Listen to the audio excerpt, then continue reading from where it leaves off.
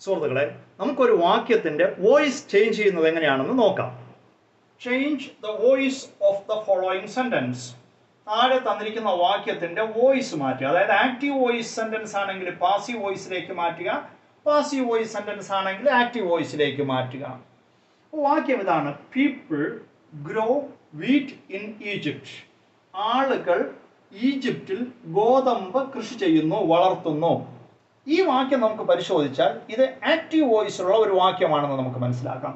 Subject, verb, object, ഈ ക്രമത്തിൽ വരുന്ന ഒരു വാക്യത്തെ ആക്റ്റീവ് വോയിസിലുള്ള സെന്റൻസ് എന്ന് പറയും.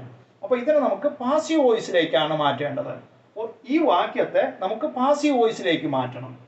പാസീവ് വോയിസിലേക്ക് മാറ്റണമെങ്കിൽ ആദ്യം നമ്മൾ മനസ്സിലാക്കേണ്ടത് ഈ വാക്യത്തിലെ സബ്ജക്റ്റും വെർബും ഓബ്ജക്റ്റും ഏതൊക്കെയാണെന്നാണ്. അപ്പോൾ പീപ്പിൾ എന്ന് പറഞ്ഞ വാക്ക് സബ്ജക്റ്റ് ആണ്, ഗ്രോ എന്ന് പറഞ്ഞ വാക്ക് വെർബാണ്, വീറ്റ് എന്ന വാക്ക് ഓബ്ജക്റ്റ് ആണ്. ഇൻ ഈജിപ്റ്റ് എന്ന് പറയുന്നത് അത് അതിന്റെ കോംപ്ലിമെന്റ് ആണ്, അതവിടെ ഇരുന്നോട്ടെ. അപ്പോൾ നമുക്ക് ഇങ്ങനെ സബ്ജക്റ്റും വെർബും ഓബ്ജക്റ്റും കിട്ടിക്കഴിഞ്ഞാൽ പാസീവ് വോയിസിലേക്ക് മാറ്റാൻ ആദ്യം ചെയ്യേണ്ടത് ഓബ്ജക്റ്റിനെ സബ്ജക്റ്റ് ആയിട്ട് ആദ്യം എടുത്തെഴുതണം. അതായത് വീറ്റ്, WHEAT, വീറ്റ്, ഗോതമ്പ്, വീറ്റ്. രണ്ടാമതായിട്ട് ചെയ്യേണ്ടത് അനുയോജ്യമായ ഓക്സിലറി വെർബ് എഴുതണം. ഓക്സിലറി വെർബ് തന്നിട്ടില്ലെങ്കിൽ am, is, are, was, were ഇതിലേതെങ്കിലും ഒരെണ്ണം എഴുതണം. ഇവിടെ തന്നിരിക്കുന്ന വാക്യം പ്രസന്റ് ടെൻസ് ആണ്, സിമ്പിൾ പ്രസന്റ് ടെൻസ് ആണ്. അതുകൊണ്ട് ആം, ഈസ്, ആർ അവയിലൊന്ന് എഴുതണം. വീറ്റ് എന്ന വാക്കിന് യോജിക്കുന്നത് ഈസ് ആണ്, wheat is.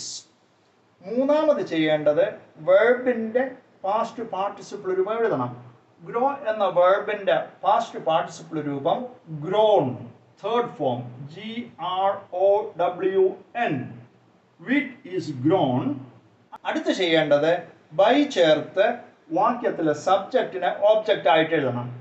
By people, PEOPLE, by people. In Egypt അവസാനത്തെ ഭാഗം അതുപോലെ എഴുതുക, ഇൻ ഈജിപ്റ്റ്. എന്നാൽ ഇവിടെ ഒരു കാര്യം നമ്മൾ ശ്രദ്ധിക്കണം.